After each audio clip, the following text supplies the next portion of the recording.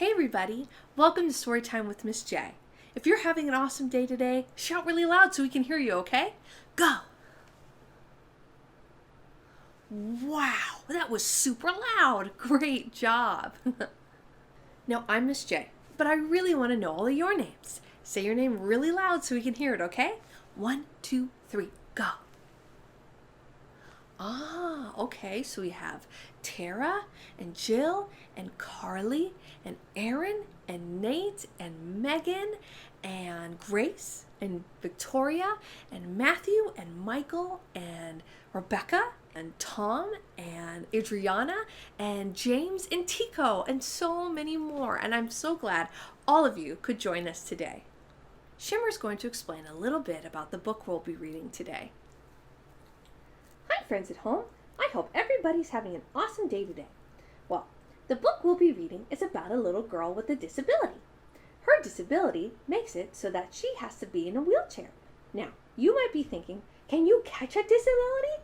Well, as a matter of fact, no, you can't. You're born with it, which is totally fine, because she is still a human like all of us. Well, I'm a bird, but you know what I'm saying. But just because she's in a wheelchair doesn't mean she's any less than anyone else. She still has thoughts and feelings and emotions and should be treated like everyone else. Kind of like when you see someone, maybe they have a hearing aid in, or they even just wear glasses, or they use crutches, or even some of our friends in special ed class that might not be in class with us. They still have thoughts and feelings and wishes and dreams, so we should all treat each other as equals and learn to love each other for who we are. So, no. You cannot catch a disability. Very good job, Shimmer. Now that we've got that done, let's start with our book. Today, we'll be reading All the Way to the Top, How One Girl's Fight for Americans with Disabilities Changed Everything.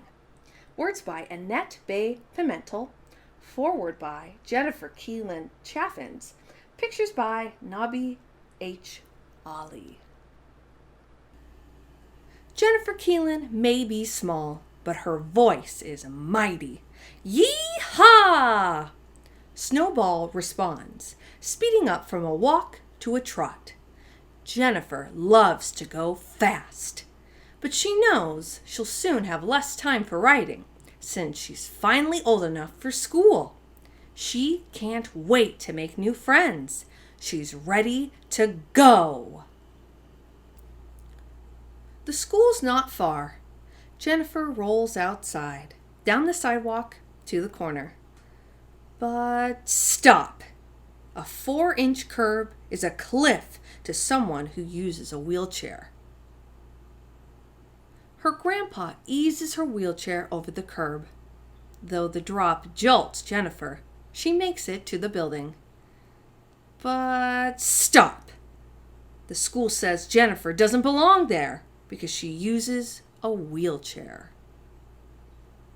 Instead, Jennifer and her mom find a different school that says she can attend kindergarten, but only for part of the afternoon, when lunch is over. As Jennifer rolls in each day, everyone is already busy. She has to figure out what's going on and how to join in.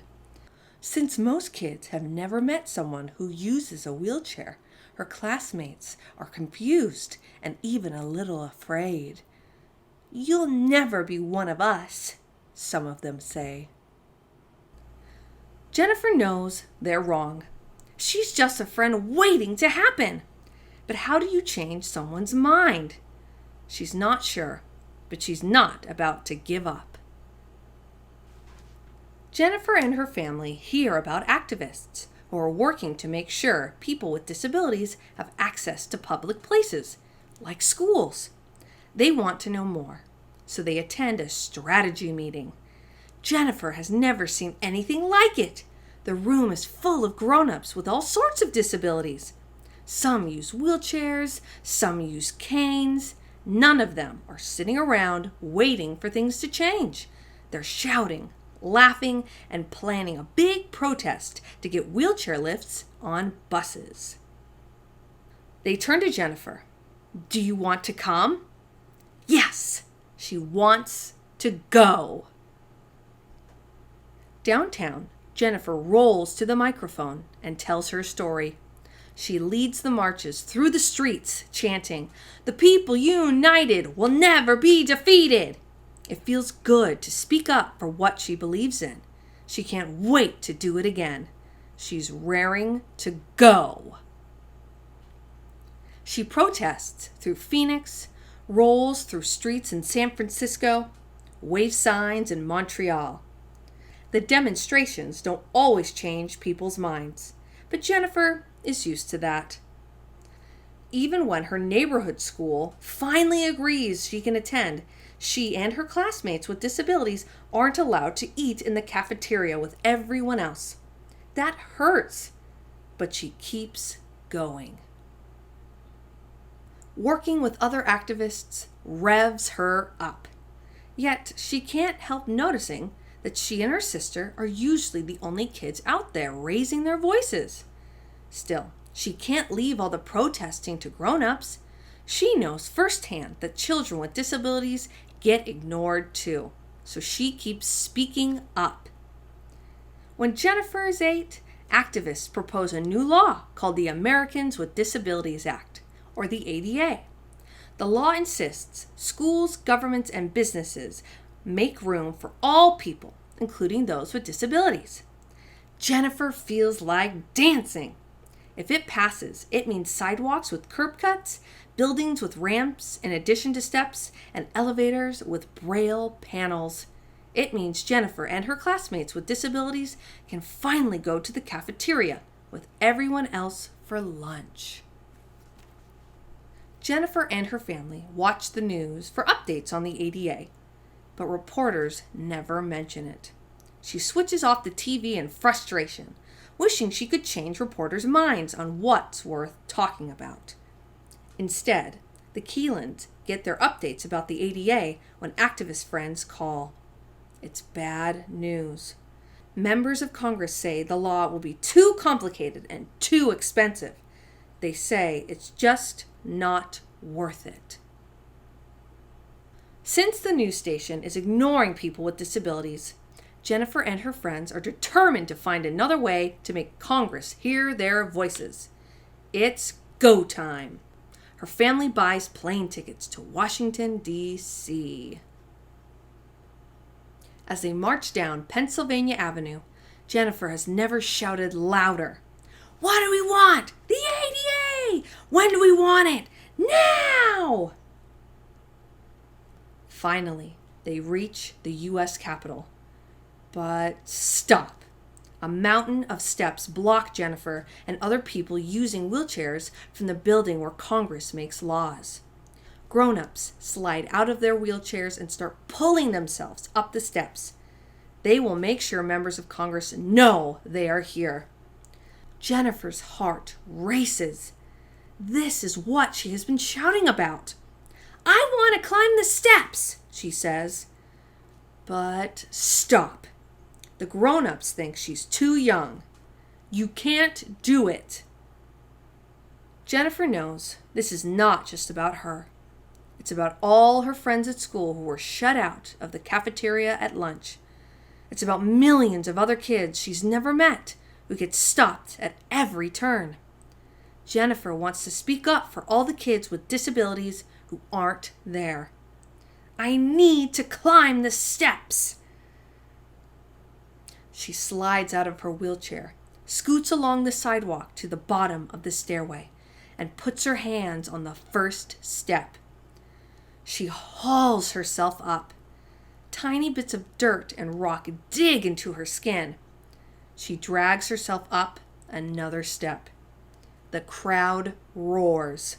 Reporters surround her with cameras and microphones, recording her gusty climb. "I'll take all night if I have to," she vows, and she keeps heaving, hauling, dragging herself up those steps. She keeps going, all the way to the top. Pictures of Jennifer climbing the steps flash around the world. Reporters start talking about the ADA. members of Congress see the news, listen to the activists, and finally pass the ADA. Laws like the ADA don't change things overnight. Entrances have to be rebuilt, sidewalks redesigned, buses re-engineered. Slowest of all, minds have to change. So Jennifer will continue shouting and waving signs, organizing and explaining. She will continue fighting for what she knows is right. Jennifer has places to go, and nothing will stop her now. And in the back of the book, there's a little bit more info about the story and what led up to the ADA being passed, and an author's note and illustrator's note. And the end. Next week for Halloween, we'll be reading Cinderella Skeleton by Robert D. Sansucci, illustrated by David Catrow. Haven't had your fill of story time yet? Well, you're in luck. Check out my past videos for more awesome fun books. I really hope you enjoyed the book today. Thank you so much for joining us. Until next time, see you later.